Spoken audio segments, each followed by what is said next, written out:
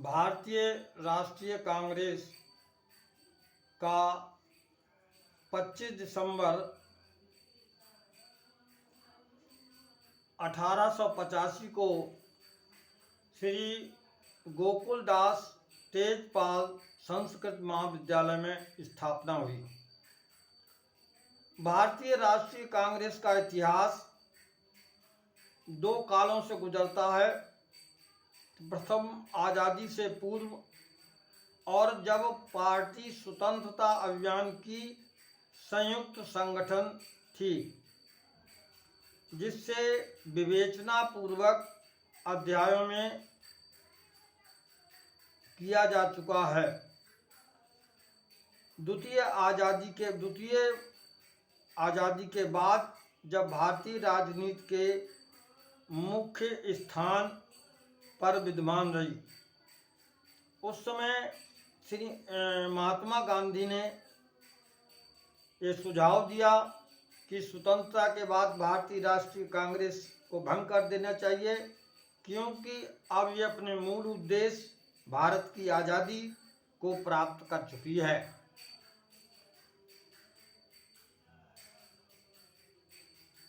स्वतंत्रता के बाद कांग्रेस के समक्ष सबसे बड़ी चुनौती ये थी कि पार्टी नेतृत्व सरकार के बीच क्या संबंध होना चाहिए। स्वतंत्रता के बाद कांग्रेस के अध्यक्ष जे.बी. कृपलानी ने ये मांग शुरू की कि पार्टी अध्यक्ष और उसकी कार्य समिति को सरकार के नीति निर्धारण की समस्त भूमिका नीति निर्धारण की होनी चाहिए, परंतु इनके मुद्दों पर सलाह नहीं लिया गया। तो कृपलानी ने नवंबर 1947 में कार्यकाल पूरा होने से पहले ही त्यागपत्र दे दिया, जिसके बाद में डॉक्टर राजेंद्र प्रसाद जो हैं वो उसके कांग्रेस के अध्यक्ष बने।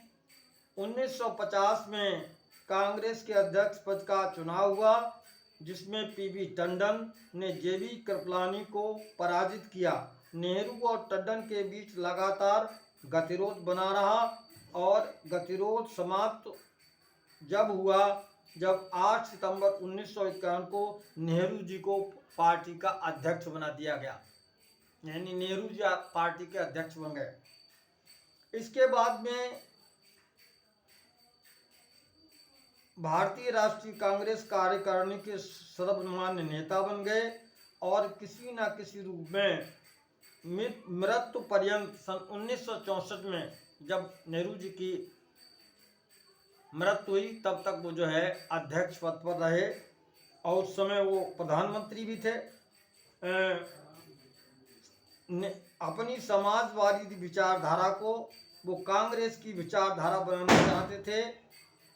अतः 1955 में कांग्रेस के अघाड़ी अधिवेशन में, जिसकी अध्यक्षता उच्छगा राय नवलवा राय ढेबर कर रहे थे, उन्होंने कांग्रेस द्वारा समाजवाद के आदर्श को स्वीकार कर लिया। 1929 के कांग्रेस के लाहौर अधिवेशन में ये हुआ कि जेएल नेहरू ने कहा था कि मैं एक समाजवादी हूँ और एक रिपब्लिकन हूँ। 1936 में मैं इस बात का आश्वासन दूं कि विश्व की ओर से भारत की समस्त समस्याओं का अंतिम समाधान समाजवाद में निहित है, ये नेहरू जी ने कहा था। उसके बाद नेहरू जी मार्क्सवाद से कुछ भिन्न लोकतांत्रिक समाजवाद में विश्वास करते थे। 1957 में सोशलिस्टों को कांग्रेस के साथ सहयोग करके सहयोग का आह्वान किया और उनसे मिलकर के एक पार्टी बनाई जनवरी 1959 में नागपुर अधिवेशन में। और उसी समय उन्होंने ये प्रस्ताव था नागपुर अधिवेशन में कि भविष्य में कृषि की व्यवस्था जो है वो सहकारी संयुक्त कृषि के आधार पर होगी और इसको विकसित किया जाएगा। लेकिन सन 1962 में चीन का युद्ध शुरू हो गया और चीन का युद्ध शुरू हो जाने के कारण ये योजना धरी की धरी रह गई और नतीजा ये हुआ कि धरी की धरी रह गई। नतीजा ये हुआ कि तमिलनाडु के मुख्यमंत्री कुमार स्वामी कामराज ने 1963 में इसके लिए एक विचित्र योजना प्रस्तुत की, जिसको कामराज योजना के नाम से जाना जाता है। और उन्होंने कहा कि पार्टी के जितने भी नेता हैं और संगठन सब जो हैं वो इस्तीफा दे दें, और नेहरू द्वारा ये निर्धारित किया जाएगा कि किसका त्यागपत्र स्वीकार करना है और किसका नहीं। अतः मंत्री पद से लगभग 3000 लोगों ने त्यागपत्र दिया, जिसमें 6 वरिष्ठ कांग्रेस केंद्रीय मंत्री मोरारजी देसाई, लाल बहादुर शास्त्री, एस.के. पाटिल, बाबू जगजीवन राम, वीर गोपाल जेडी और के.एम. श्रीमती के कामराज सहित 6 मुख्यमंत्री तथा अनेक मंत्रियों ने इस्तीफे दिए।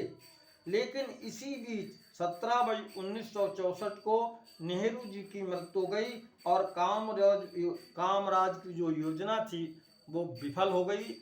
आगे कांग्रेस में क्या हुआ, जो अब तक भोगा जा रहा है, उसका जो है मैं अगला वीडियो बनाऊंगा और उसमें बताऊंगा। जय हिंद, वंदे मातरम।